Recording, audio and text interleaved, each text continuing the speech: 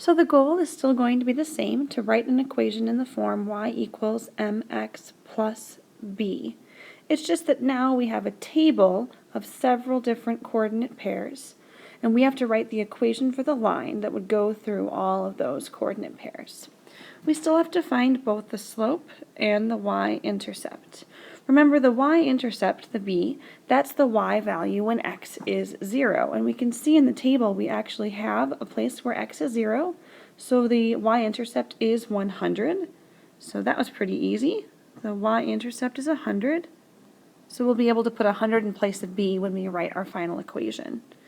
To find the slope, we have to look at the change in y and divide that by the change in x.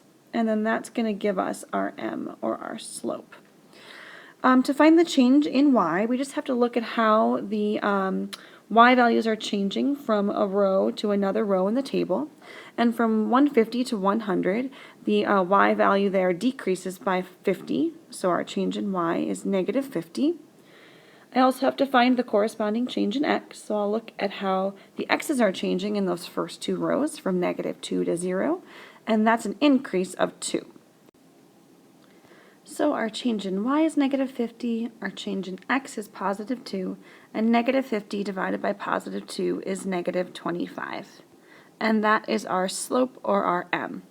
So our final equation, we can write y equals negative 25x. Get that right. Negative 25x plus 100. Let's look at one more example where we have a table. Remember, we have to find the b, which is the y-intercept, and we also have to find the m, which is the slope, to be able to write the equation in the form y equals mx plus b. b, remember, the y-intercept, that's the y value when x is equal to 0. If we look in our table, we don't have an x value of 0, so none of these y values are going to be the y-intercept. So let's actually find the slope first for this one, and then we can go back and find the y-intercept. So to find the slope m, we have to find the change in y and find the corresponding change in x. And here I'll just use the first two columns in the table. So the change in y from 4 to 7, well, that's a change of 3, positive 3, adding 3 to 4 to get up to 7. The change in x to get from 2 up to 3 is just 1.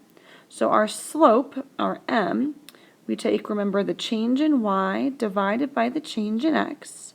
Well, the change in y is 3. The change in x is 1. 3 divided by 1 is 3. So our m value, or our slope, is 3.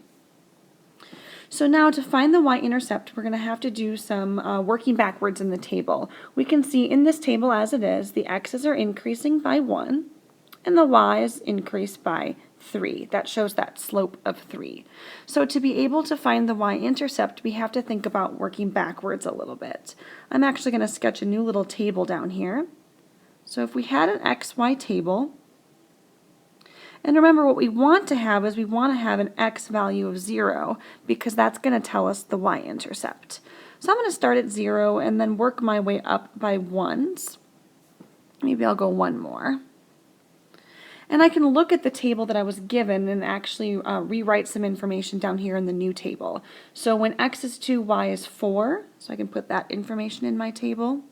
When x is 3, y is 7, I can put that information in my table. And now I can see pretty clearly what's happening here. Again, as the x goes up by 1, the y goes up by 3. So if x goes down by 1, the y is going to have to go down by 3. So if we subtract 3 from 4, we're going to get 1. If we subtract 3 from 1 once more, we're going to get negative 2.